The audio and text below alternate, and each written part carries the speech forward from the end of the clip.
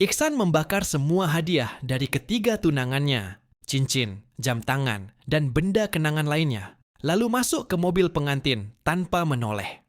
Ketiga tunangannya baru menyadari bahwa Iksan benar-benar menikah saat mereka kembali ke rumah, panik, dan bergegas ke hotel untuk menghentikan pernikahan.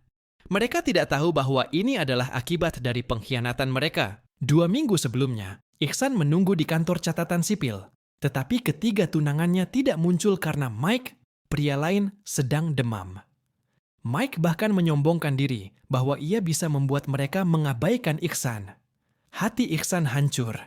Ia membuang bunga yang dibawanya dan pergi. Di luar, seorang wanita kaya menghentikannya dan menawarkan pernikahan secepatnya. Iksan menyetujui, mendaftarkan pernikahan, dan merencanakan upacara dalam 2 minggu. Ketika ketiga tunangannya akhirnya datang ke kantor catatan sipil, mereka mengatakan pernikahan ditunda hingga tahun depan. Iksan hanya mencibir dan menunjukkan sertifikat pernikahannya.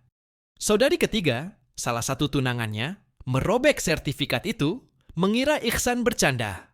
Mereka merasa berhak atas Iksan karena ia diadopsi oleh ayah mereka. Dan mereka pernah berjanji untuk menikahinya. Mereka pernah memberikan Iksan cincin, mobil, dan jam tangan sebagai tanda kasih. Tetapi sikap mereka berubah ketika Mike muncul. Saat Iksan tertabrak mobil demi menyelamatkan kakak tertua, salah satu tunangannya, mereka justru hanya peduli pada luka kecil di lutut Mike. Ketika seorang pembantu tidak sengaja menumpahkan sup panas ke tubuh Iksan, mereka menyebutnya berlebihan. Mike bahkan memakai jas pernikahan Iksan dan menolak melepasnya. Saudari ketiga menyebut Iksan pelit, menyatakan bahwa ia hanya boleh menikahi salah satu dari mereka.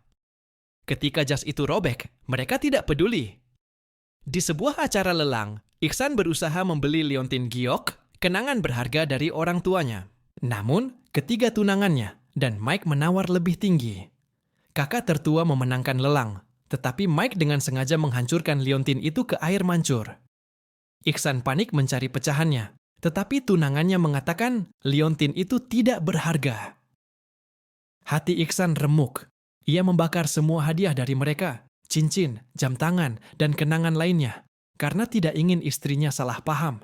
Mereka tidak percaya Iksan benar-benar menikah dan menertawakannya. Iksan hanya menyuruh mereka datang ke hotel untuk melihat sendiri. Hanya orang tua angkatnya yang setia mengantarnya ke mobil pengantin. Dalam perjalanan ke upacara pernikahan, secara tak terduga, Iksan bertemu kembali dengan ketiga tunangannya.